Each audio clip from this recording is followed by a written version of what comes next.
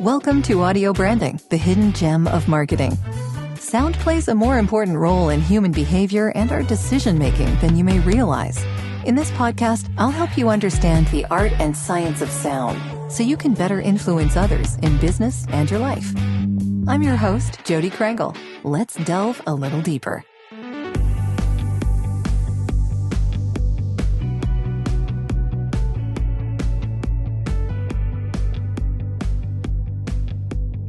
Hello. Hello.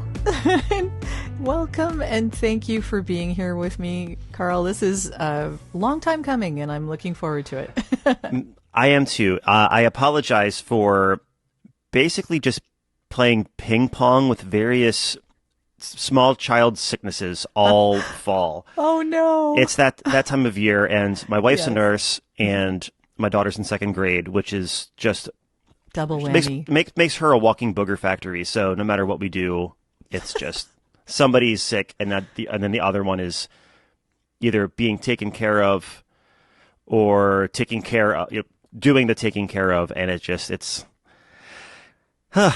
we're surviving. It's life. Life happens. Life. Yeah, definitely. Yeah.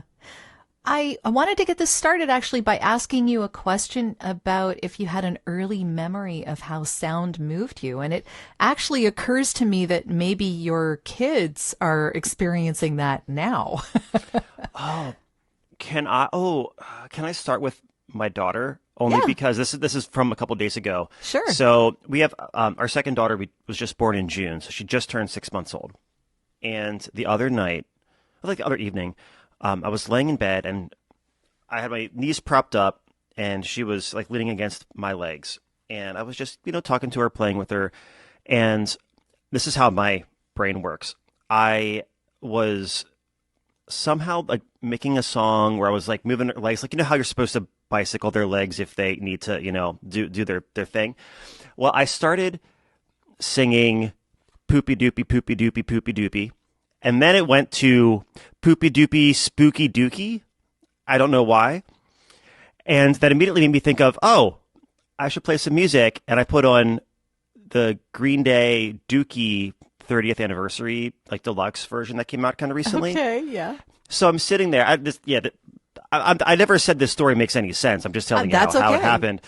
So we're listening to it, and she's laying with me, and I have her feet, and I'm there, and I'm like, longtime drummer, so I'm there like drumming along with her feet, and she just looks at me and watches me, and then slowly just her eyes go shut and she falls asleep. Meanwhile, I'm going and it's like loud drumming with her legs, and it completely knocks her out. And she must have felt comfortable. Yeah, and it was such a beautiful moment because that album was really huge for me when I was younger. It wasn't the first, it wasn't like the first album I ever had or listened to, but it was really, it played a big role in, middle school Carl. Sure. So it was such a surreal moment, me being there with my baby, very aggressively drumming along with her feet as she falls asleep on my lap, listening to an album that I first listened to, 25, 30 years ago. Okay, that's just adorable. Yeah, that's way better than, my early memories, which was probably just listening to Sandy Patty cassette tapes in my mom's car or something. Well, it kind of leads me to the question of how you got into music in the first place. I mean, there's got to be that intro that you had when you were a kid that got you interested. Yeah, when I must have been 4 or 5, and we were visiting my aunt and uncle, and they had a piano, like an upright piano in their basement. And as the story goes, I was sitting down to play with it, just making noise as 4 or 5-year-olds do at a piano. But apparently I had figured out how to play Mary Had a Little Lamb. Like, I don't know if I learned that song, as like a nursery rhyme, but I had figured it out. That's impressive for a 4 or 5-year-old. Yeah. And that's when my mom was like, okay, you need to get piano lessons. And I started taking piano lessons probably way too early for, any amount of actual learning. and I hated it. I hated the act of the lessons. I hated the way that it was taught. You're not the first person to tell me that. And actually, I started when I was 13, and I hated it too. Yeah, that's not a surprise at all. No. And I mean that very fundamentally shaped my like pedagogical approach for all the education stuff I do. But Sure. we'll get to that later. Yeah. But they signed me up for lessons, and I started playing piano and taking lessons just with the kind of classic story of the choir director at the church, because they played piano a little bit and they taught me, and I did it for probably 6 or 7 years, and I really didn't learn very much because I didn't enjoy it. I didn't enjoy the lessons, and I didn't enjoy what I was being taught. And it's that kind of terrible combination of not being interested in the material and also being a very fast learner. Oh, so you I got was bored. So I got bored really quickly, Yeah. and I was able to just like fake my way through it, like sight read my way through it. So nothing ever really stuck. Yeah, with me. you just described my entire musical career. Yeah. Yeah. There was something that made me feel engaged. Mm-hmm. Right. So around third grade was when, it's third grade or fourth grade? I think it was somewhere around there. But I forget if it was third or fourth grade when we could start playing instruments in concert band in elementary school. And I picked clarinet, and I don't know why I picked clarinet. I don't remember if there was an actual reason other than I think my dad played when he was a little kid, but also It could be the teacher directed you in that way too, yeah, subtly. there probably weren't enough clarinet players, and I was just like, whatever, I'll figure it out. And that was, I never loved clarinet, but it was a similar situation where it came very quickly and easily to me, Mm-hmm. but I didn't care about it. I cared just enough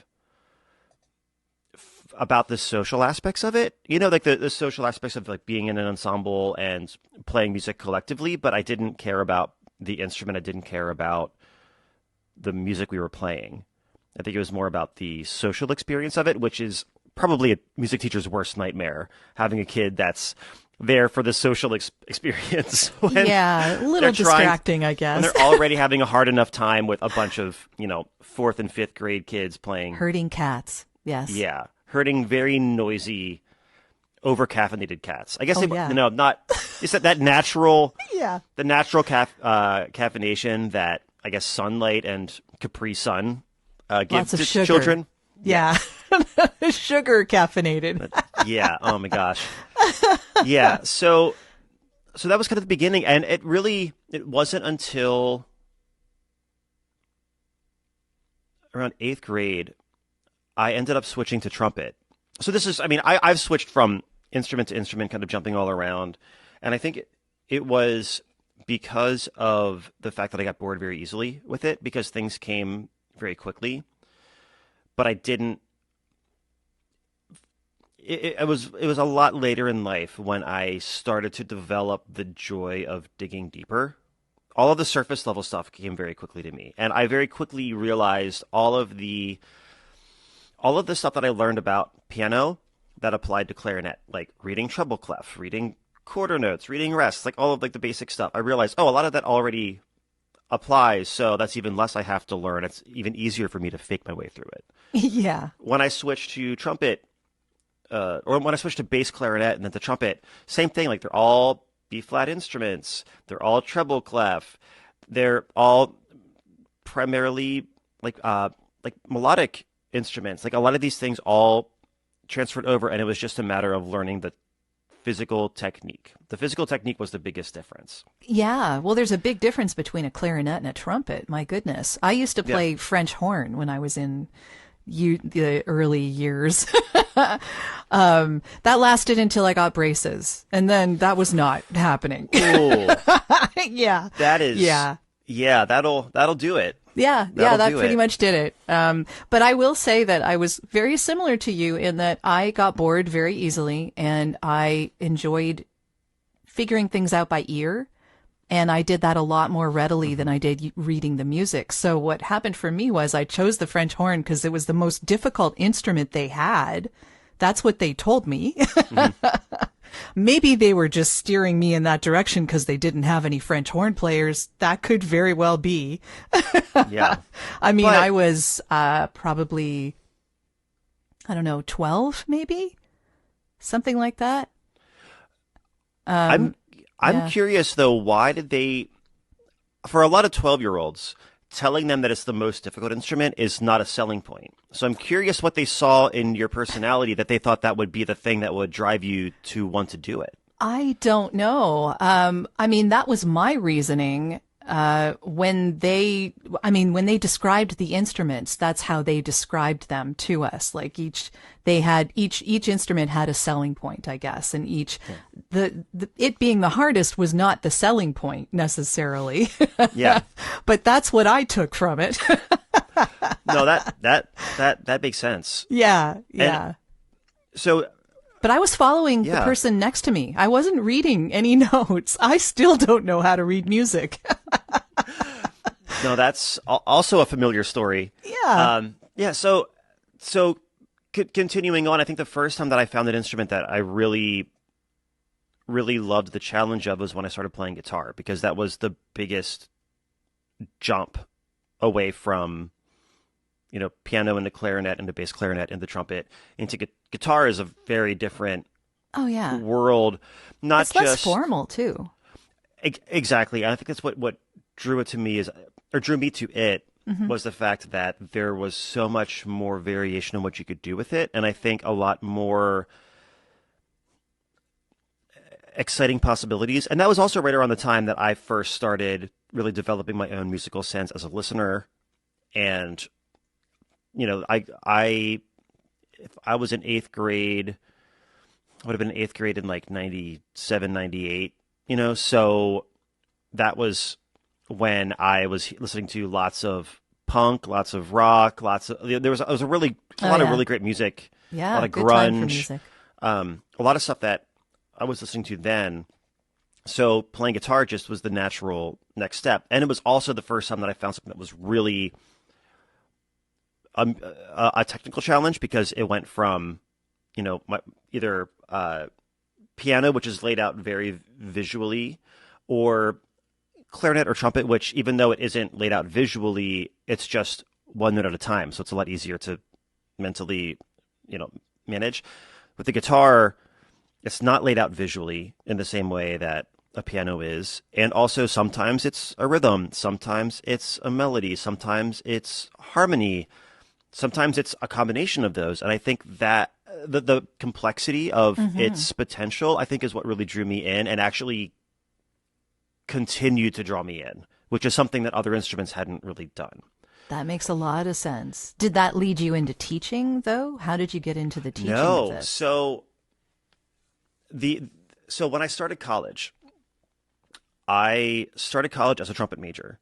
Actually, I didn't think there was a real path available for guitar, because I grew up in a very, very, very small town, and there was no art, no real music. I mean, there wasn't even, I didn't really have anybody to look up to in music or the arts. I mean, the example that I say about my family is that most, if not, I think all of the men in my family all worked some sort of manual labor job, like either construction or contracting or some sort of machinery job.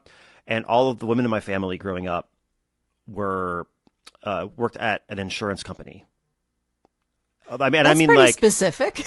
Yeah, I know. So I mean, and I don't mean just my parents and my sisters. I mean I think all my uncles on both sides, my aunts, all my cousins, my sisters, everybody. It wasn't weird at the time because I didn't know that was so unusual. So I didn't have. Were they insuring the men? I mean, what? I have no idea. So I had but I had no context of what music was. Mm-hmm. You know, like what the music industry was. Like I didn't even know that was a term or a Sure. thing. So I just knew that trumpet I was really good at, and or at least like relative to everybody else at the incredibly small school, which was I was a very big fish in a very, very, very little puddle, essentially, because there was just not anybody else that really took it half as seriously as I did, and I didn't even really take it as seriously as I thought I did. So I went to college starting out as a trumpet major with the expectation of either getting into an orchestra, which I never actually had any experience playing in because we didn't have an orchestra. We didn't have any strings at in our school district. So I knew trumpets played in orchestras, and I had a lot of concert band experience, so I thought maybe that's a thing. Or, this being the early 2000s, I was like, oh, I could join a ska band, thinking that was going to be my ticket to success. That's going to be my job security, was playing in a ska band. Oh, wow. Yeah, so when I say I didn't have much context, I didn't have much context. I get it. But I joined I was a marching band kid all through high school, so I joined the marching band at the college, which was, I think, almost 5 times the size of the marching band we had in our high school. So I was really excited about it. And I got a call about 2 weeks before band camp started, and the director called me saying that there were, I think, 22 people in the trumpet line, but only 3 people in the pit percussion, like playing, marimba, timpani, xylophone. And I had on my application form that I'd played piano when I was really young. And he said, would you have any interest in being in the pit and playing, marimba and xylophone? Because we have so many people in the trumpet line, it'll probably be a little bit more exciting to be able to do that and learn something new, which was speaking my language. So I'm like, oh yeah, I'll do that. Sure. And also I don't have to march. Double thumbs up. Yeah, that's a good thing. I don't have to wear like a 30-pound polyester suit in August. Okay. March around in that. So about 2 or 3 days into band camp, I have this epiphany that this is what I want to do for the rest of my life. Like, I don't want to play trumpet anymore. Like, percussion sucked me in so deeply because it took what I realized about guitar, like the complexity of the potential that a creative potential that it has. And all of a sudden it also exponentially increased the number of different kinds of percussion instruments and the way that percussion is developed in different cultures across the world. Like, it was just this crash course. So much more wide open. Yeah. So much more wide open. And I spent the whole first semester of college not doing anything at all for my trumpet lessons. Like, I was the worst trumpet student ever. But I was probably going to be, I knew I was going to be the best percussion student because I spent probably at least 4 to 6 hours a day in the practice rooms practicing percussion stuff, like learning timpani, learning xylophone, learning marimba, because I knew that I couldn't just sign a paper and become a percussion major. I had to audition into the program. So I set up an audition in December, and I had to audition into the college in the same way that people that have been playing, started playing drums in 3rd grade all the way through high school. I had to, that was my competition. Wow. And I auditioned and I got in. Well, clearly you did well. I mean, because there was that was aptitude there. Yeah, but that was the thing is I took what I learned about myself and understanding that so much of what I had learned on these other instruments helps to apply. Like, yeah, the clef looks a little bit different, but a quarter note's still a quarter note no matter what I do. And that was the first time that I had felt compelled to actually dig deeper. Not just exploring because it's fun. This was like exploring because learning was fun. And exploring because developing my understanding was fun. And I felt like no matter there was a rush from not seeing the light at the end of the tunnel, if that makes any sense. I felt like whenever I played, makes a lot of sense. I'm sure if a trumpet player is listening, they are going to tell me that trumpet has just as many possibilities, and I'm just going to go ahead and call bullshit but that's just I'm gonna start a fight with the with trumpet players. But I think it was the first time that I really realized that not only am I not seeing the light at the end of the tunnel as far as like how much I could learn, but I knew that it's constantly developing so much faster than I could ever keep up. So there's never going to be a light at the end of the tunnel. Yeah. It's just going to be more different tunnels. And that revelation combined with this newfound drive of just working so hard every day, it was like a light switched. I guess like multiple switches flipped for me. So where did you end up taking it?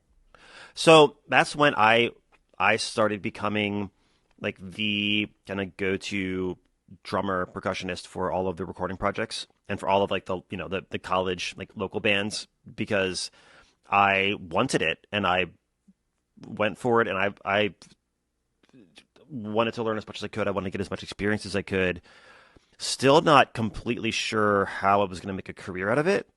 But yeah, that's the big question. Just went for it. Yeah, because what I learned after the fact is that not a lot of the people that graduated, like, really went on to do that. Like, it's very difficult to make a career as a full-time musician, or I mean, any creative path in general. But where it ended up taking me was I started doing, getting pulled in to do recording sessions for projects, and then started, making Craigslist ads for myself as a drummer locally. And I started getting, I had my first paid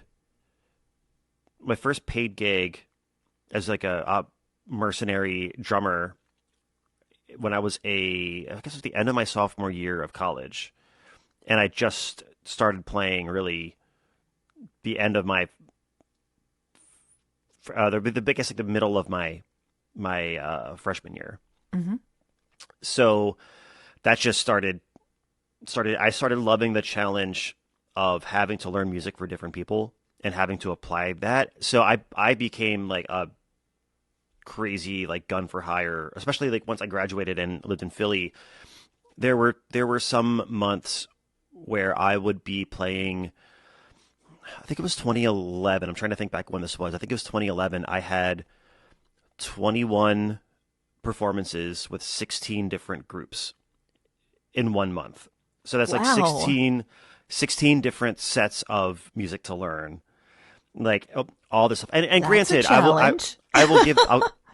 will concede to the trumpet players that it's a lot easier to fake it on drums than it is on trumpet. I'm not going to hit any wrong chords. I'm not going to hit any sour notes. As long as I start and stop with everybody else, nobody notices, except other drummers, right? So that is really what started my real career out of being a session drummer and a drummer for hire. Mm-hmm. And I was teaching along the way too, in various capacities, like from. What were you teaching exactly? I was teaching like private lessons on drums and on guitar. Drums. Okay. Eventually on guitar too. Okay. Yeah. Mm-hmm. Beginner. Like I would have students that would want to just start out, and I had enough depth of knowledge of how to teach and how to play guitar to be able to teach, like beginners and like very early like intermediates. But I would be the first person to tell them, you're ready to go somewhere else. Like, I think you have a really good foundation now, but yeah, I'm not going to be able to help you to go further. And that's always been my goal as a teacher, is to try to get them better than me at what I'm teaching them, so they can go on to somebody that's more of a specialist in the particular thing that they want to learn. Yeah. Yeah. And what the interesting part about what I'm doing now, because I haven't played drums in a couple years by this point, realistically. And that's jumping ahead to kind of foreshadow a bit, but yeah, it's because what I've realized as I go back to the beginning of my musical career, different instruments or different approaches to music, different engagements with music would scratch different itches for me, right?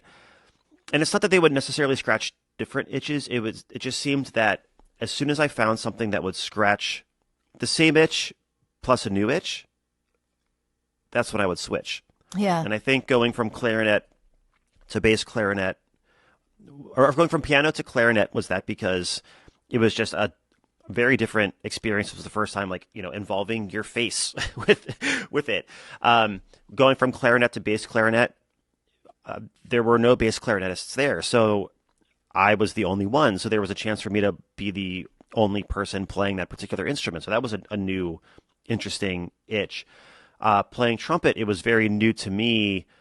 And also I loved the challenge of only having 3 valves. So instead of having all these different keys on my clarinets, I only had 3. And all of a sudden it shifted the variation to my mouth, which it was just a very different thing. And that kind of scratched all of the previous itches because we didn't have very many, decent trumpet players, and added this new level of challenge. And then again, going to college, it was just adding these, it was building upon stepping stones. It was like stepping stones towards more complex engagement with the music that I'm working with. Yeah.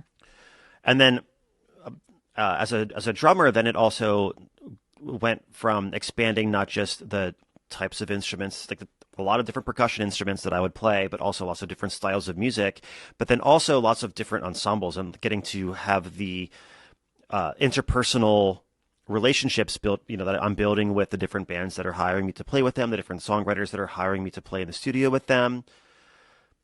And the depth of my engagement socially was growing in that regard as well. And when I joined the band Cheerleader back in 2013, that's when things really changed for me again, because up until that point, I had been kind of growing and growing and growing, and I've been exploring all of the caves, right? Like if you're going with that, or that tunnels, I'm interchanging tunnels and caves, and I'm sure I'm going to be angering trumpet players and, I guess, geologists. I don't know. I don't know how many geologists listen to this, but I don't know. Maybe. Yeah. Well, that's we can talk about that after the podcast. Try to figure out how to up your geology listener base. Yeah. So, but up until the point, I was just exploring and trying to find ways to scratch all the new itches I was getting. And when I joined that band, it was a very abrupt shift, because I went from playing, 150 shows a month, or not just, oh my God, no, 150 shows a year with dozens and dozens of different artists, to really focusing on just being in one band. That's a pretty big shift. Yeah, it was a very different mindset. Yeah. And that was when, for me, I felt like I had, I want to say I had fully scratched the itch of the exploration, but I'd found a new itchier itch. This metaphor is getting real weird. An itchier itch for diving really, really, really deep into a genre of music that I didn't really have a lot of experience in. So they were an indie pop band. So there was a lot of like indie rock influence and a lot of pop songwriting sensibilities as well. Yeah. And up until that point, I had done primarily like a lot of blues and jazz. Like I did a lot of like avant-garde jazz. Okay. A lot of blues, a lot of like jam band kind of gigs, a lot of singer-songwriter gigs, but very organic and usually very expressive. Mm-hmm. And a lot of improvisational involvement to various degrees. And when I was joining this band, it was not just the social shift from being kind of like a butterfly and playing with a whole bunch of different projects, but only really seeing the people at rehearsals or at gigs, to being essentially part of a new little family and really developing a small number of songs really in depth. And when we would go on the road, like we would play the same set the same way night after night after night. So the expression of my musical interest and the expression of my musical exploration became like exploring the finer details and nuances of how to work in this context, as opposed to exploring a little bit of, like the smorgasbord of music. Sure. So when you were doing this, is this how you started getting involved in personal branding for creatives, or is that where the little nugget of that started, or? It was when I started figuring out, without knowing what it was called, because I also didn't have any marketers in my in my life growing up. Yeah. but all along this process, I was learning when I was finding gigs for myself, when I was the freelancer mercenary playing with a bunch of different people, I had to learn what these people are looking for. How do I figure out how to let them know that I can be the good fit for them? How do I find people that I think I'm going to be, well, how do I find the people that I think I'm going to be a good fit for? And how do I convince them that I'm a good fit for them? Which is ultimately what like personal branding is, right? So I was doing it, not knowing what it was called, not knowing any real strategy for it. I was just doing it and trying to get better at it. Not knowing what I'm necessarily trying to get better at. I was just trying to get more gigs. I was trying to make more connections. Sure.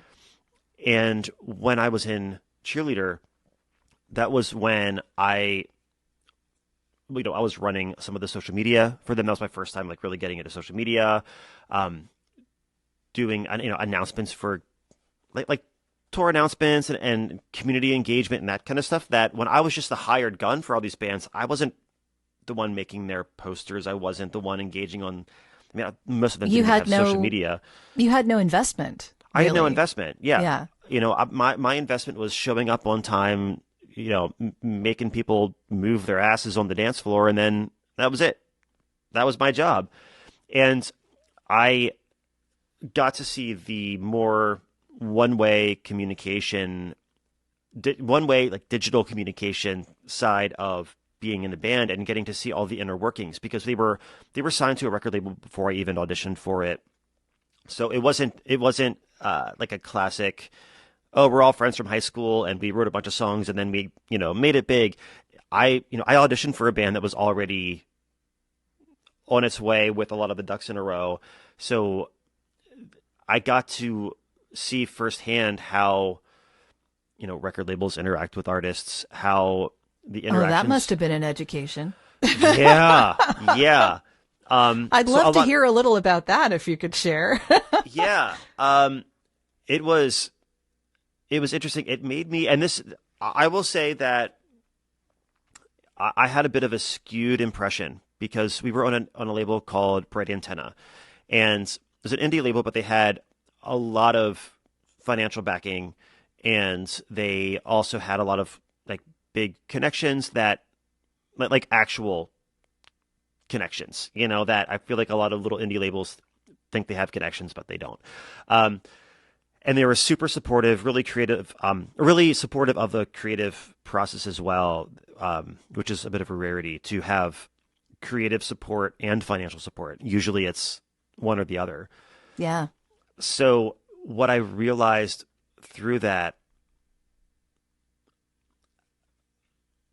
trying to choose my words wisely, I feel like there were a lot of situations where the band did not make the most of situations that were presented to us, were created for us, like were connections that were made for us. And I learned a lot about how to be an artist, how to be a business professional, like a music business professional, and how not to. I learned a lot of those kind of lessons in that process. Well, that's the end of this episode. Thanks for listening. And if you like what you heard, why not tell a friend about this podcast? It's available in all the usual locations. Until next time.